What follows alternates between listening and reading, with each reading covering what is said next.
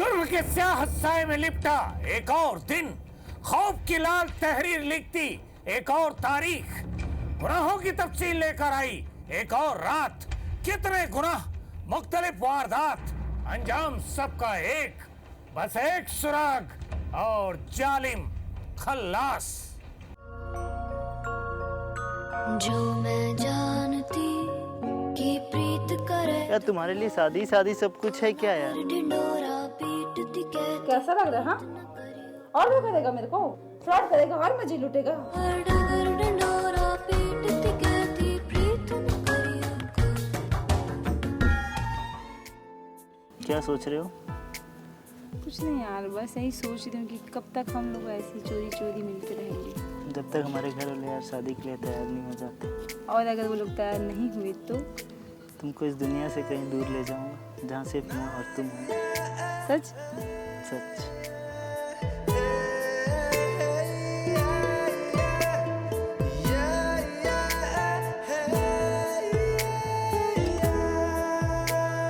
ऐसा क्यों होता है कि चंद दिनों की पहचान में ही दो जवां दिल ये सोचने लगते हैं कि वे एक दूसरे के लिए ही बने हैं, लेकिन वक्त गुजरने के साथ ही ये प्यार काफूर हो जाता है और यही प्यार के परिंदे एक दूसरे का जानी दुश्मन बन बैठते हैं।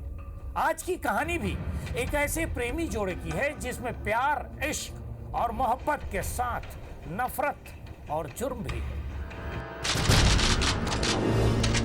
दिनांक 11 जुलाई 2015, दिन शनिवार, जगह 4 भाटा गांव, सरायपाली। खून से लथपथ एक युवक जंगल में नग्न हालत में पड़ा था। उसे कभी होश आता तो कभी बेहोश हो जाता। चेहरे पर पड़ रही बारिश की बूंदें उसे होश में लाती।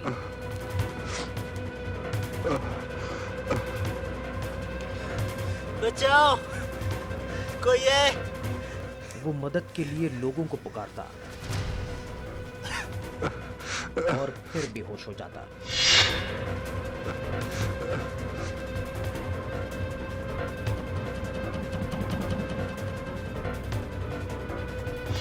बुरी तरह से घायल ये युवक किसी तरह उस नाले से निकलकर बाहर आया।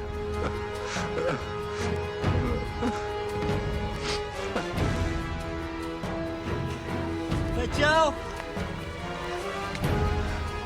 कोई है? अबे कोई पड़ा हुआ है, जल्दी आ जल्दी आ। तभी वहां से गुजर रहे ग्रामीणों की नजर उस पर पड़ी और उन्होंने एम्बुलेंस को फोन किया। हेलो भैया जी, जल्दी आ जाइए, यहाँ पर एक आदमी खून से लथपथ पड़ा हुआ है, जल्दी आइए, वो बहुत तड़प रहा है, जल्दी आइए। इसके बाद उसे इलाज के लिए सरायपाली के सामुदायिक स्वास्थ्य केंद्र में भर्ती कराया गया। कौन था वो लहूलुहान युवक? कैसे वो इस घने जंगल में जा पहुंचा? इन सवालों के जवाब जानने के लिए पुलिस भी बेचैन थी। पुलिस उससे पूछताछ करती रही, लेकिन वो ना अपना सही नाम बता रहा था और ना ही इस जंगल में कैसे पहुंचा इसके बारे में उसे कुछ याद था। अरे वो उसके बारे में कुछ पता चला? नहीं सर, कुछ नहीं पता चला अभी तक। अच्छा, अभी भी क्या हाल है इसका? सर गंभीर हालत में है। इलाज के लिए अस्पताल में भर्ती कराने के बाद पुलिस ने घायल युवक का नाम पता जानने की कोशिश की। कुछ पता नहीं चला? नहीं सर। क्या नाम है?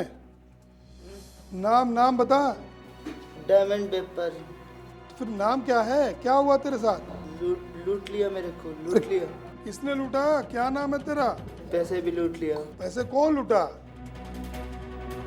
नाम बता भाई। लेकिन वो कभी खुद को हीरा व्यवसायी बताता तो कभी कुछ और कहता। पहले उसने पुलिस को अपने साथ लूट होने की बात बताई और पुलिस को ये भी कहा कि उसे इस मामले में रिपोर्ट दर्ज नहीं करानी है। घायल युवक के बदलते बयानों के बाद पुलिस को ये समझते देर नहीं लगी कि ये मामला कुछ और ही है।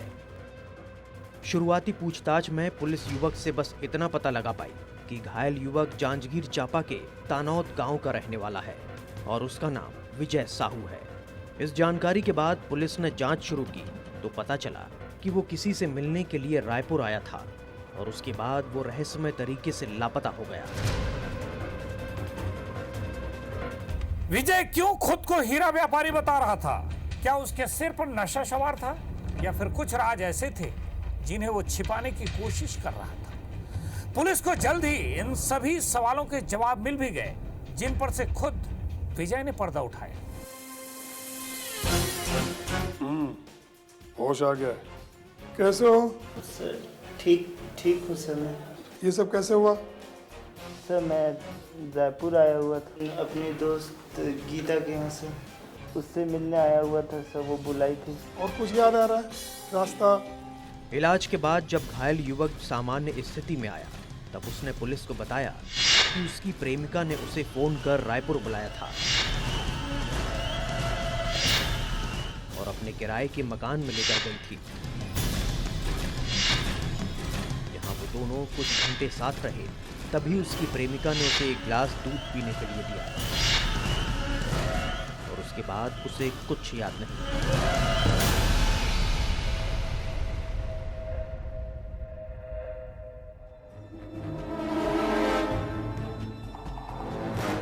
जब उसे होश आया तो खुद को एक जंगल में नाले में नग्न अवस्था में लहूलुहान पाया।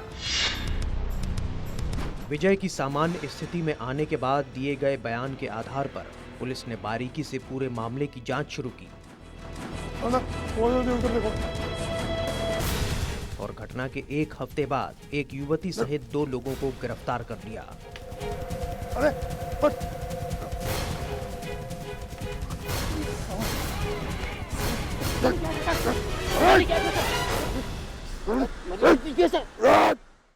विजय के बयान के आधार पर पुलिस ने उसकी प्रेमिका गीता के साथ 2 दूसरे युवकों को हिरासत में लिया। अब पुलिस के सामने सवाल यह था कि विजय को उसकी प्रेमिका गीता ने ही इस हालत में पहुंचाया है या फिर इस साजिश के पीछे कोई और ही माजरा है। हवलदार, वो गीता आई है? यस सर, उसको बुलाओ। जी सर। गीता आप ही हो? जी। बताइए, विजय के साथ आपकी क्या रंजिश थी? विजय से मेरी दुश्मनी क्यों होगी? हम दोनों तो बहुत अच्छे दोस्त थे। तो क्या कोई दोस्त किसी के गला रेत के उसे मारने की कोशिश करता है? ठीक बताओ, सच सच बताओ, नहीं तो हमें टेढ़ी उंगली करके सब उगलवाना आता है। सच बताओ। शुरुआत में गीतांजलि पुलिस को गुमराह करने की कोशिश कर रही थी, लेकिन जब पुलिस ने उससे सख्ती से पूछताछ की तो वो टूट गई और उसने एक ऐसे गुनाह पर से पर्दा उठाया जिसे सुनने के बाद हर कोई हैरान रह गया। क्या कर दी सर? मेरे पास और कोई रास्ता नहीं था। उसने मुझसे शादी करने के लिए मना कर दिया था। उसका मतलब तुम किसी की जान ले लोगी? हाँ, ले लूंगी। दरअसल बलौदा बाजार के छोटे से गांव नागौड़ी में रहने वाली गीतांजलि पढ़ाई के लिए जांजगीर चांपा के तनौद गांव में रहती थी। स्कूल की पढ़ाई के दौरान उसकी दोस्ती विजय के साथ हो गई। स्कूल की ये दोस्ती धीरे धीरे प्यार में तब्दील हो गई। दोनों मौका देखकर एक दूसरे से मिलते और घंटों साथ बैठकर बातें करते।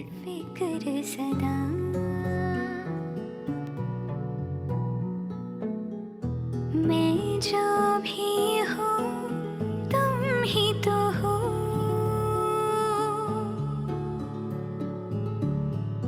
मुझे तुमसे मिली अपनी अदा, क्योंकि तुम ही हो। इस दौरान दोनों ने एक दूसरे के साथ 7 जन्मों तक का साथ निभाने की कसम भी खा ली।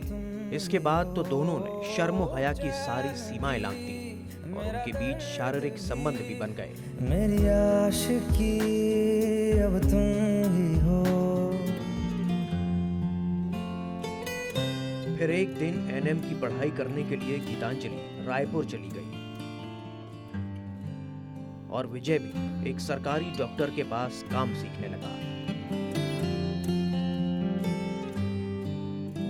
विजय और गीता की जिंदगी में सब कुछ ठीक ठाक चल रहा था, तो आखिर दिक्कत कहां से शुरू हुई और क्यों इन दोनों का प्यार नफरत में बदल गया, बताएंगे एक ब्रेक के बाद।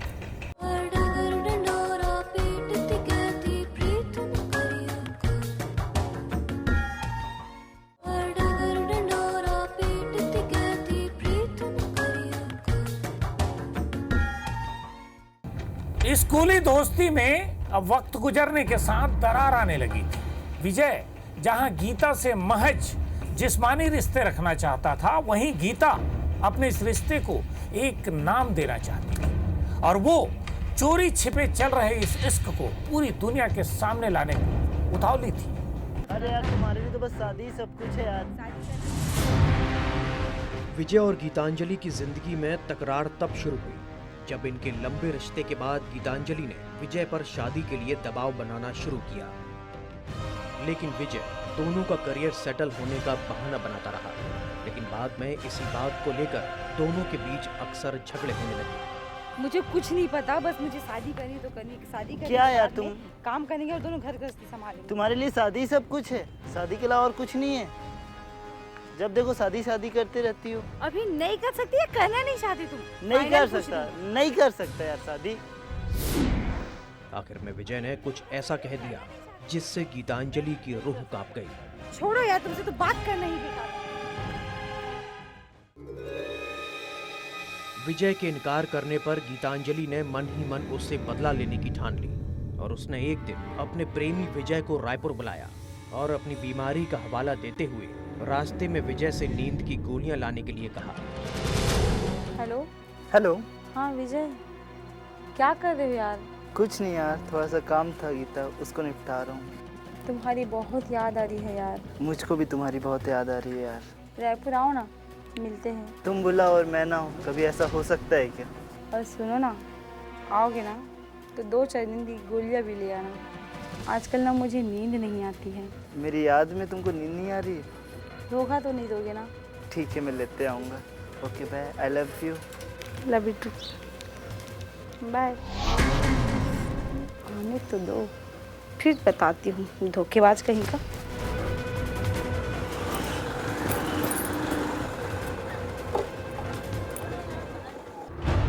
हाय। जब विजय घर पहुंचा तो गीतांजलि ने मुस्कुराते हुए उसका वेलकम किया। कोई दिक्कत तो नहीं हुआ? नहीं यार, बाइक में क्या दिक्कत हो सकती है? अरे यार, तुम दवाई मंगाई थी ना, ये रही तुम्हारी दवाई। घर में दोनों ने कई घंटे एक साथ गुजारे। और बताओ क्या चल रहा है? अभी तो सब ठीक है, आप बताओ आप कैसे? इतना दिन तक ना फ़ोन करते थे ना बात करते थे।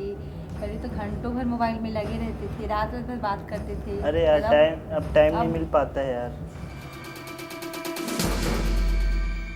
इस दौरान गीतांजलि अपने प्रेमी पर कुछ ज्यादा ही प्यार बरसाती रही। लेकिन विजय नहीं जानता था कि उसकी प्रेमिका के दिल में क्या चल रहा है।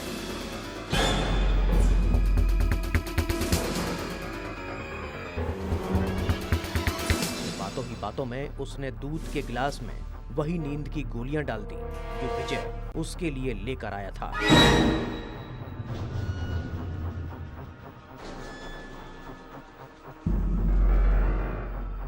और वही दूध गीतांजलि ने विजय को पिला दिया जिससे वो बेहोश हो गया। मेरा सर क्यों घूम रहा है? विजय को गीता ने रायपुर बुलाया था और अपने रूम में नींद की गोलियां मिलाकर बेहोश कर दिया। लेकिन वो लहूलुहान हालत में सरायपाली के 4 भाटा के जंगलों में कैसे पहुंचे? इस राज पर से अभी पर्दा उठना बाकी था और इसका खुलासा भी खुद गीता ने ही किया।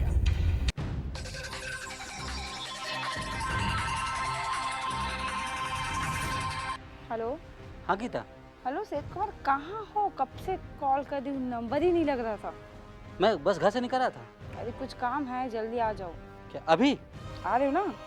अच्छा ठीक है, आता हूँ मैं। दरअसल विजय साहू से बदला लेने के लिए गीतांजलि ने अपने दूर के रिश्तेदार सेठ कुमार का साथ लिया था, जिसके साथ मिलकर उसने अपने प्रेमी की हत्या करने का प्लान बनाया था। हाँ, बताओ क्या काम है? एक आदमी को जान से मरवाना। पागल हो क्या? किसी को मरवाना कोई हंसी मजाक का खेल है? नहीं है, लेकिन मुझे उसे मरवाना है। कौन है वो? वो मेरे प्रेमी विजय है। क्या? उसे क्यों मरवाना चाहती हो? उसने मुझे धोखा दिया है, मुझे छोड़ के भाग गया है, मेरे से शादी कर लिया और कई दिनों से आ नहीं रहा मुझसे मिलने के लिए। ठीक है, लेकिन अच्छा खासा खर्चा करना पड़ेगा। कितना लग जाएगा? 1 लाख रुपया। तुम उसकी चिंता मत करो, मैं इंतजाम कर दूंगी और उस कमीने को ऐसी मौत देना कि उसकी बॉडी तक नसीब ना हो किसी को। ठीक है, काम हो जाएगा। हाँ, लेकिन एक बात याद रखना, मेरा नाम नहीं आना चाहिए कहीं से भी। ठीक है, नहीं आएगा तुम्हारा नाम। इसके लिए सेठ कुमार ने उड़ीसा के 2 युवकों को 1 लाख रुपए में विजय की हत्या की सुपारी दी थी। हेलो, कैसे याद किए सैयद कुमार? बहुत याद आ रही है यार तुम्हारी। चलो किसी बहाने तो याद किए। एक छोटा सा दिक्कत आ पड़ा है। क्या आदेश है बताइए। अब क्या सारा काम फोन में ही कर डालोगे? कब मुलाकात होगी? हाँ, मिलते हैं वहीं अपने पुराने अड्डे पे। ठीक है, मैं पहुंचता हूँ। कल एक काम निपटाना है। मालिक, कल तो माल आने वाला है। कल तो माल आने वाला है, माल। क्या मिलाई थी दूध में? योजना के मुताबिक गीतांजलि ने नींद की गोलियां खिलाकर विजय को बेहोश कर दिया था। मम्मी पापा को पैसा देगा? अरे विजय, कैसा लग रहा है? हाँ, और धोखा देगा मेरे को, और धोखा देगा, और धोखा देगा मेरे को। जबकि सैयद कुमार ने रायगढ़ से एक गाड़ी किराए पर ली और अपने 2 साथियों के साथ रायपुर के लिए रवाना हो गया, जहां बेहोशी की हालत में इन चारों ने मिलकर विजय को गाड़ी में डाल लिया और सरायपाली की तरफ रवाना हो गए।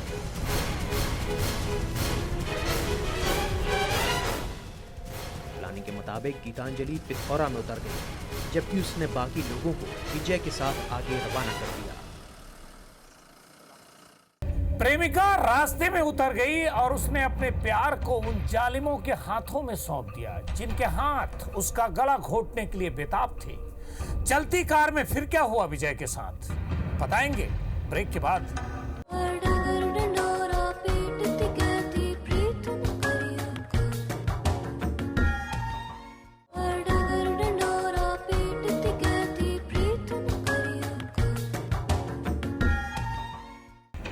गाड़ी के पहिए तेज गति से सुनसान रास्तों पर बढ़ते जा रहे थे और उसके भीतर बैठे लोगों के हाथ भी जल्द ही एक खौफनाक जुर्म को अंजाम देने वाले थे।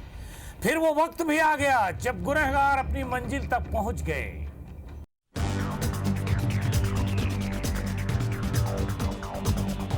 रात के घुप अंधेरे को चीरती हुई गाड़ी में किस जुर्म को अंजाम दिया जाने वाला है, किसी को पता नहीं था। ये गाड़ी रायपुर से सरायपाली के चारभाटा गांव तक पहुंच गई। फिर सुनसान इलाके में आरोपियों ने बेहोश विजय को नीचे उतारा। यही जगह है, ये परफेक्ट जगह है। यानी काम। बैठ।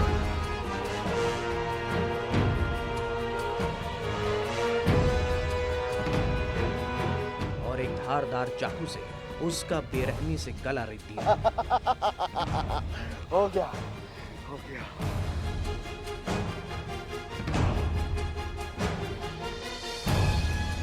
इसके बाद आरोपियों ने मिलकर विजय को एक पुलिया के नीचे फेंक दिया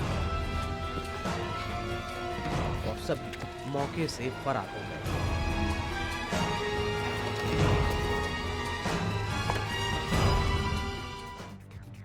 विजय की प्रेमिका ने 1 लाख रुपए में उसके कत्ल की सुपारी सैयद कुमार को दी थी, जिसके बाद सैयद कुमार ने उड़ीसा के 2 शातिर बदमाशों को 50,000 रुपए एडवांस दिए और बाकी के पैसे काम हो जाने के बाद देने का वादा किया था। वहीं इस मामले का खुलासा करते हुए पुलिस ने कुल 5 आरोपियों के खिलाफ अपहरण और हत्या के प्रयास सहित दूसरी धाराओं के तहत मामला दर्ज कर लिया है और गीतांजलि और सैयद कुमार के साथ घटना में इस्तेमाल की गई गाड़ी और ड्राइवर को गिरफ्तार कर लिया है, जबकि 2 फरार आरोपियों की तलाश की जा रही है। वहीं पुलिस के सामने आरोपियों ने अपना जुर्म कबूल करते हुए घटना को अंजाम देना स्वीकार किया है। गीतांजलि ने पुलिस को बताया कि विजय और उसका रिश्ता काफी आगे बढ़ चुका था, लिहाजा उसके लिए अपने कदम वापस खींचना मुश्किल था और जब विजय ने उससे शादी से इनकार किया तो उसने बदला लेने के लिए उसकी मौत की सुपारी दे दी। गुनहगारों ने अपने काम को तो बखूबी अंजाम दिया था और विजय की मौत की पूरी व्यवस्था भी कर दी थी, लेकिन इसे किस्मत ही कहेंगे कि इसके बाद भी विजय की जान बच गई और वो 24 घंटे से ज्यादा उस डरावनी हालत में रहने के बाद भी जिंदा बच निकला। गुनाह में मुझे यानी मनमोहन सिंह ठाकुर को दीजिए इजाजत। अगले रविवार फिर आपके लिए लेकर आऊंगा ऐसी ही एक और सनसनीखेज वारदात, सिर्फ IBC 24 पर।